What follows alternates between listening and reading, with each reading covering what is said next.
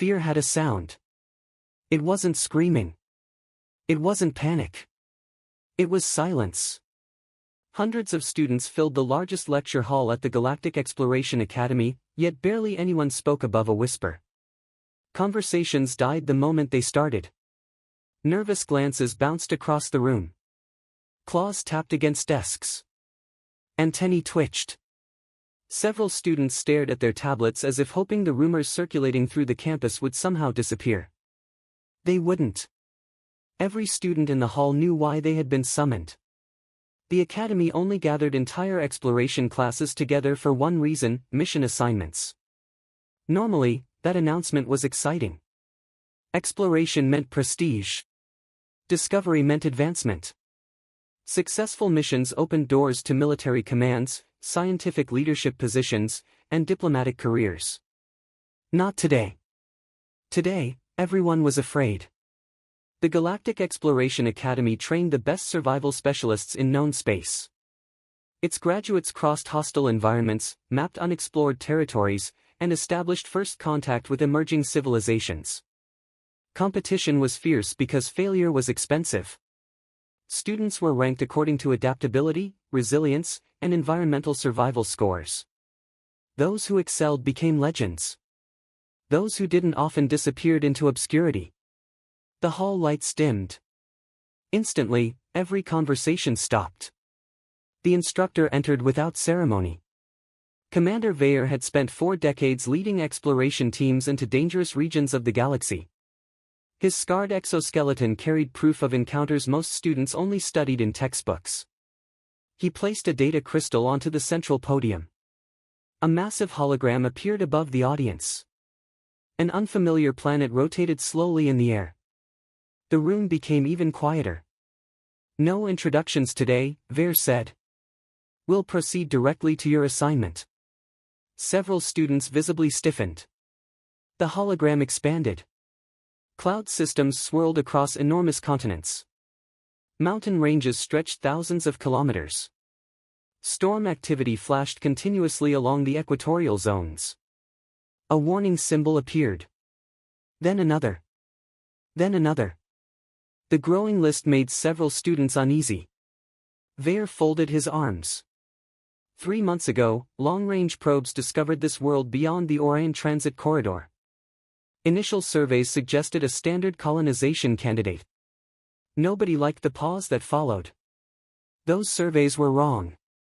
The warning symbols multiplied. Environmental hazard. Extreme gravity. Aggressive native life. Atmospheric instability. Biological contamination risk. Planetary weather threat. The room erupted into anxious murmurs. One student raised a trembling hand. "Commander, what classification did Exploration Command assign?" Vayer didn't answer immediately. Instead, he enlarged the final symbol. Every face in the hall drained of color. Level 9 Deathworld. The murmuring vanished. For many species, Level 3 worlds were considered dangerous. Level 5 worlds required specialized training. Level 7 assignments often involved military escorts. Level 9 existed mostly in theoretical discussions. Nobody expected to see one. Much less visit one. A student near the front nearly stood from his seat. "That's impossible." "It isn't," Vayer replied. Another voice spoke up. "What's the gravity level?" 2.3 standard. Several students groaned. Someone else asked, "Predator density?" "Extremely high." The tension deepened. "Toxic organisms?" "Thousands identified." "Weather?" Vayer zoomed in on a storm system large enough to swallow entire continents. "Unpredictable." The hall looked moments away from collective collapse. A few students began opening transfer requests on their tablets. Others exchanged horrified looks. One species known for changing skin color under stress shifted from blue to pale gray within seconds. Then something strange happened. In the very back row, one student yawned. Not a polite yawn. A long, completely unconcerned yawn. Commander Vayer noticed. So did everyone nearby. The student leaned back in her chair, stretched lazily, and rested her head against one hand. She was human. Unlike the terrified students surrounding her, she looked bored. Not brave. Not determined. Bored. As if the briefing were interrupting a nap. The contrast was impossible to ignore. Eventually, a nervous student sitting beside her turned. His voice barely emerged above a whisper. "How are you doing that?" The human blinked. "Doing what?" "That." He gestured toward the hologram. "Not panicking." Several nearby students listened carefully. The human glanced at the rotating Deathworld. Then she shrugged. "Should I be?" The alien stared at her. "Did you not hear any of this?" "I heard it." "Then why are you calm?" The human stretched again and released another yawn. For a moment, she seemed to consider the question. Then she answered with complete sincerity. "Because I walked Earth barefoot." The words landed like an explosive device. Rows of students turned toward her. Conversations died instantly. Even Commander Vare paused. Nobody laughed. Nobody spoke. The entire lecture hall simply stared at the human girl, suddenly wondering whether they had just underestimated the most dangerous person in the room. For several seconds, nobody moved. The statement hung in the air like a system malfunction nobody could explain. A student finally broke the silence. "You walked, where?" "Earth," the human replied. "Without protective footwear?" "Most of the time." The alien looked horrified. A dozen questions erupted at once. "Why would anyone do that? Weren't you injured? Isn't that dangerous?" The human frowned. Dangerous compared to what? That answer only made things worse. Commander Vare tapped the podium, restoring order. Yet even he seemed interested now. "Perhaps," he said, "you should explain." The human sighed as though discussing Earth required more effort than surviving it. "Earth isn't trying to kill you every second." Several students relaxed. Then she continued. "It just doesn't care whether you live." The room became quiet again. A planetary image of Earth appeared above the hall. Blue oceans covered most of its surface. White cloud systems drifted across vast continents. From a distance, it looked beautiful. Peaceful. The human pointed upward. "That's the trap. Everyone sees the pretty version first." She zoomed into a coastal region. These waters contain predators larger than transport vehicles. Several students shifted uneasily. Another image appeared. Rows of sharp teeth filled the display. A few species recoiled immediately. "That's normal," someone asked. "Pretty normal." The next image showed a massive reptilian predator. Then a venomous serpent. Then an arachnid. Then another creature carrying toxins capable of killing organisms many times its size. Shock spread through the hall. "You share your world with those things?" "We share it with thousands of things." A student raised a trembling hand. "And you survived?" The human laughed. "Most humans do." The answer sounded absurd. Many species represented in the Academy originated on carefully balanced worlds. Their ecosystems had evolved with minimal threats. Dangerous animals were rare. Environmental conditions remained stable year-round. Earth followed no such logic. The human enlarged an image of a mountain range. "People climb these." "Why?" "No idea." Another image appeared. Towering waves crashed against cliffs. "People surf those." "Why?" Still no idea. A hurricane rotating across an ocean appeared next. The class stared. "That storm is larger than some inhabited moons," one student whispered. "Yep. And humans stay there. Sometimes voluntarily." A collective groan spread across the room. Commander Vare watched silently. Even he seemed fascinated. The human continued. "We have deserts hot enough to cook food on exposed surfaces. We have regions cold enough to freeze exposed skin in minutes. We have earthquakes, floods, wildfires, hurricanes, tornadoes, and lightning strikes. One student blinked repeatedly. Your species survived all that. We adapted. The answer came instantly. Not proudly. Simply factually. As if adaptation were the obvious response. A student from a paradise world slowly stood. His species evolved beneath mild weather and constant temperatures. His people had never experienced natural predators.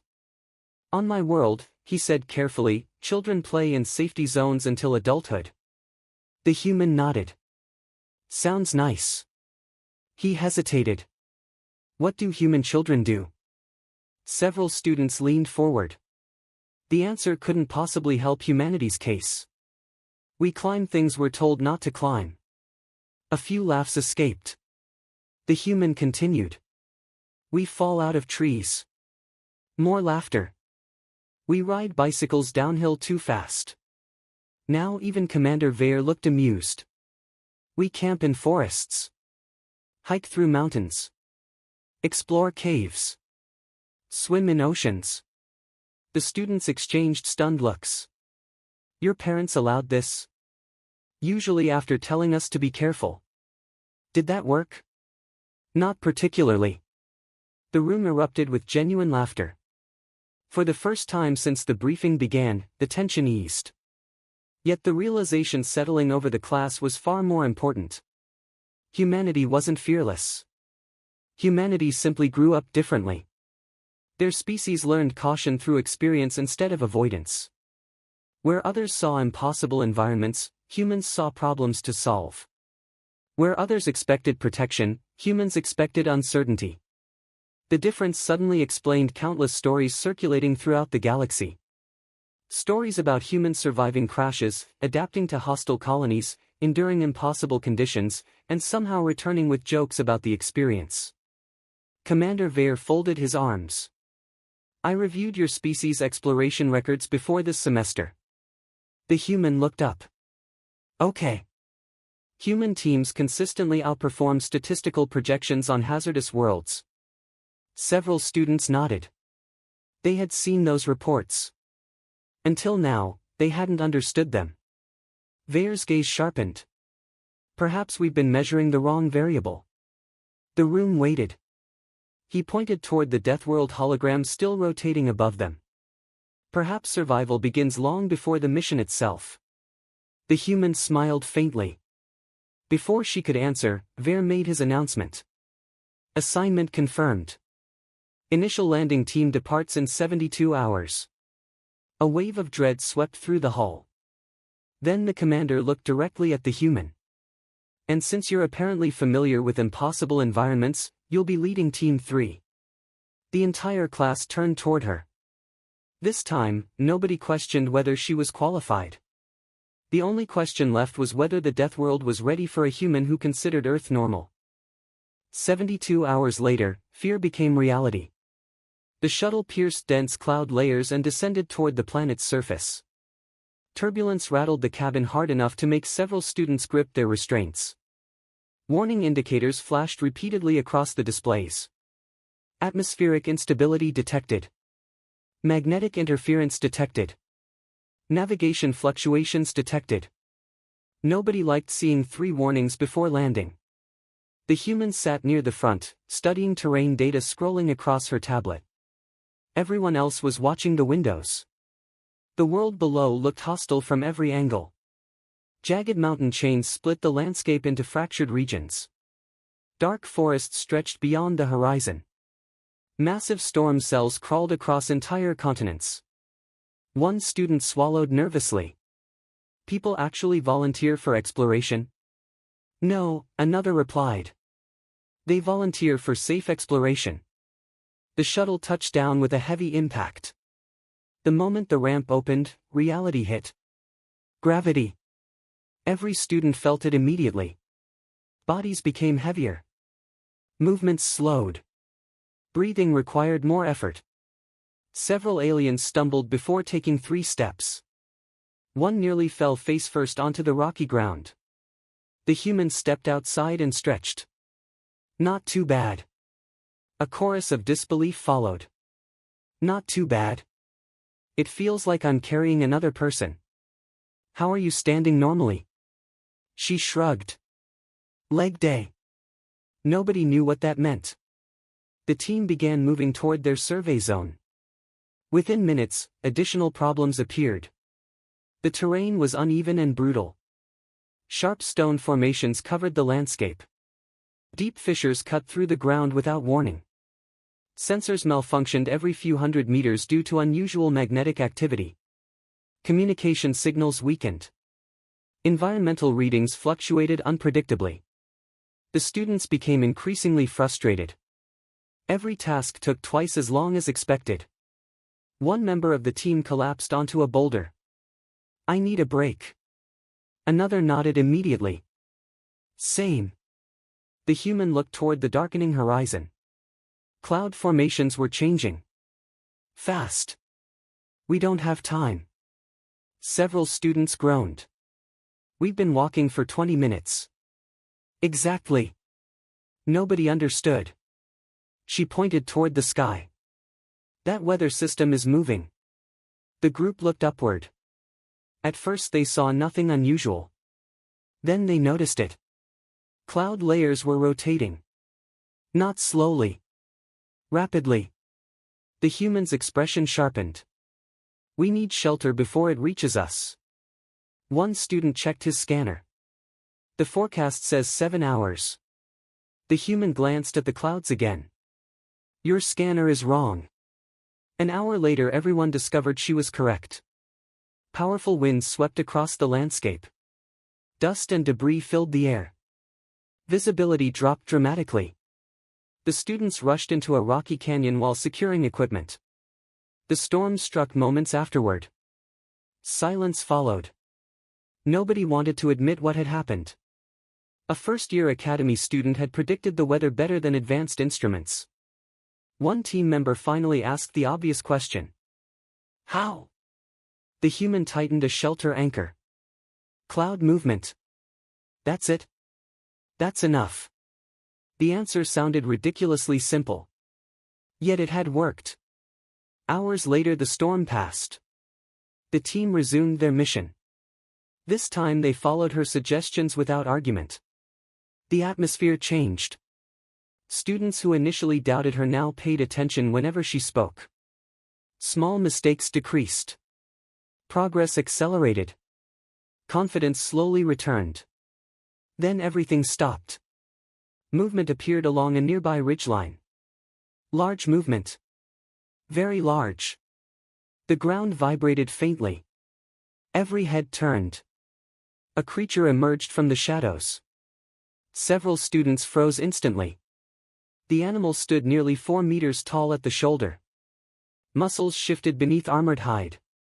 Rows of curved claws dug into stone. Predatory eyes locked onto the group. Nobody needed a scanner to identify the threat. Predator. Apex predator. The worst kind. One student backed away. Another reached for an emergency beacon. Someone whispered a prayer. The creature took another step.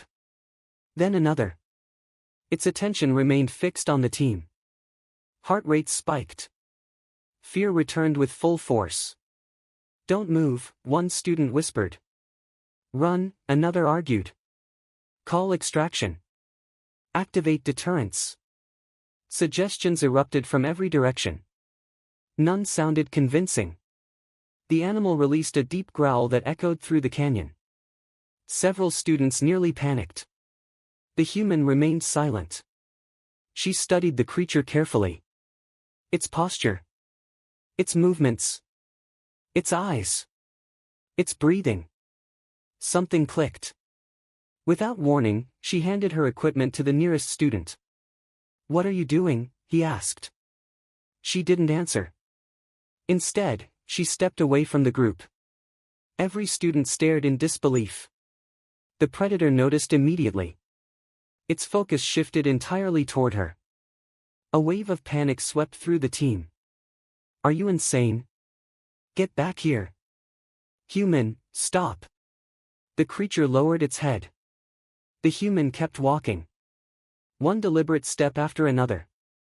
No weapon. No shield. No visible fear. The distance between them continued shrinking. Behind her, the entire team watched in absolute horror, convinced they were about to witness the shortest leadership career in Academy history. The canyon fell silent except for the predator's growling. Every student stood frozen. The human kept moving. 10 meters. 8.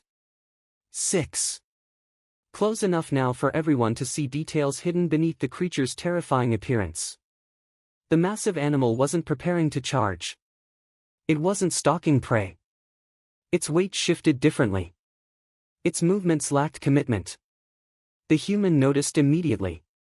The others only saw claws and teeth. She saw behavior. The predator lowered its head again and released another warning growl. The human stopped. Not because she was afraid. Because she had reached the exact distance she wanted. For several seconds neither moved. The creature stared. The human stared back. Then she slowly took a step sideways. The animal mirrored the movement. A student behind her whispered, "What's happening?" Nobody answered. The human finally spoke without turning around. "It's protecting something." Confusion spread through the group. The predator wasn't hunting. The creature released another warning call. This time the human followed the sound. Her eyes shifted toward a cluster of rocks farther up the slope. There. A smaller shape. Then another. Young. The realization spread instantly. The massive predator wasn't attacking. It was guarding offspring. The human slowly backed away. The creature relaxed almost immediately. Not fully. Just enough. Another few steps. More distance. The tension continued fading. Finally, the predator turned, moved toward the rocky formation, and disappeared with its young into the wilderness. Nobody spoke for several moments. One student eventually found his voice. "You scared it away." The human shook her head. "No." "What then?" "I stopped giving it reasons to worry." The distinction mattered. For the students, danger meant fighting. For the human, danger meant understanding. Commander Veyer's lessons suddenly made sense. Exploration wasn't conquering environments. It was learning them. The team continued deeper into the survey zone. This time questions followed the human everywhere. How had she recognized the behavior? How did she predict the weather? How did she know where to establish shelter? Her answers sounded frustratingly simple. Patterns. Experience. Observation. Nothing sounded extraordinary. Yet nobody else had noticed those same details. As daylight faded, they reached a plateau overlooking hundreds of kilometers of rugged terrain. The human crouched and examined the ground. A student approached. "What are you looking at?" She pointed. Broken vegetation. Shallow impressions. Displaced stones. The alien stared blankly. "I don't see anything." "Exactly. What does that mean?" "Nothing travels through here often." The student looked again. Still nothing. The human smiled. "Earth teaches you weird things." The team established a temporary camp before darkness arrived. While equipment gathered data, students sat around portable heaters discussing the day's events. Eventually the conversation turned toward humanity itself. One student asked the question everyone had been thinking. "Are all humans like you?" The human laughed. "No." "Then why are humans so successful on dangerous worlds?" She considered the question carefully. The answer wasn't strength. Many species were stronger. It wasn't intelligence. The galaxy possessed brilliant civilizations. It wasn't technology either. Humans shared access to the same tools as everyone else. "Our advantage is simple," she finally said. "We expect things to go wrong." The group listened. When plans fail, we make new plans. When conditions change, we adapt. When something scares us, we learn about it. A student nodded slowly. Because of Earth. Because of Earth. The words carried weight. Humans evolved on a world that rewarded flexibility. No season remained constant. No environment stayed predictable. Survival belonged to those willing to adjust. Another student stared toward the dark horizon. So your species doesn't fear danger? The human shook her head immediately. We absolutely do. The answer surprised everyone. We're scared all the time. Then what's different? The human smiled. We go anyway. Nobody had a response. At that moment, they finally understood why human exploration records looked impossible. Humans weren't fearless heroes. They simply refused to let fear make decisions for them. A warning alarm suddenly interrupted the conversation. Every head snapped toward the sensor station. One of the monitoring systems flashed bright red. Then another. Then another. The human stood instantly. What happened? A student checked the readings. His expression changed. First confusion. Then disbelief. Finally dread. These numbers can't be right. The ground vibrated beneath their feet. Once. Twice. A third time. Far away, beyond the mountains, something enormous moved. Sensor displays filled with rapidly escalating alerts. Atmospheric pressure shifts. Seismic disturbances. Energy fluctuations. The readings exceeded every forecast generated before the mission. The student looked up slowly. His voice barely emerged. There's something coming. The vibration returned, stronger than before. This time everyone felt it. Whatever was approaching wasn't a predator. It wasn't a storm. It was something large enough to change the planet itself. And it was heading directly toward them. The answer arrived less than 20 minutes later. A wall of clouds appeared beyond the mountains. Not ordinary clouds. These towers climbed so high they vanished into the upper atmosphere. Lightning flashed continuously inside them, illuminating entire sections of the horizon. The formation stretched farther than any student could see. Every sensor aboard the camp began screaming warnings. One display shut down entirely. Another overloaded. A third simply stopped providing meaningful data. The readings had exceeded its design limits. A student stared at the approaching phenomenon. What is that? The human watched the horizon carefully. A very bad day. Nobody laughed. The ground shook again. Powerful winds swept across the plateau. Dust spiraled upward. Equipment anchors strained against the force. The team immediately attempted to contact orbit. Static answered. Communication arrays failed one after another. Emergency transmitters experienced the same problem. Extraction was impossible. The realization hit hard. They were alone. One student panicked. Another began gathering equipment randomly. A third demanded everyone start running. The human raised her voice. Stop. The command cut through the chaos. Surprisingly, everyone obeyed. Not because she outranked them. Because she had been right every single time. What do we do? Someone asked. The human pointed toward a series of rock formations lower on the mountainside.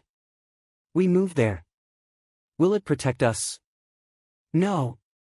Several faces fell. Then she continued. But it'll give us a chance. That was enough. The team moved immediately. No arguments. No hesitation. The storm advanced with terrifying speed. Lightning struck nearby ridges repeatedly. Thunder rolled across the landscape like artillery fire. Winds intensified until standing upright became difficult.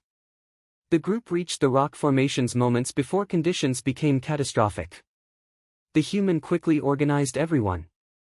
Equipment was secured. Power systems were consolidated. Emergency shelters were reinforced. Every student received a specific responsibility. Fear still existed. But now fear had direction. Hours passed. The storm unleashed everything it had. Rock fragments hammered shelter walls. Electrical discharges illuminated the darkness. Temperature fluctuations pushed survival systems to their limits. Several students expected the structures to collapse at any moment. Yet the team endured. Whenever a new problem emerged, the human solved it. When support beams shifted, she reinforced them. When power reserves dropped, she redistributed energy consumption. When morale started cracking, she kept everyone focused on immediate tasks.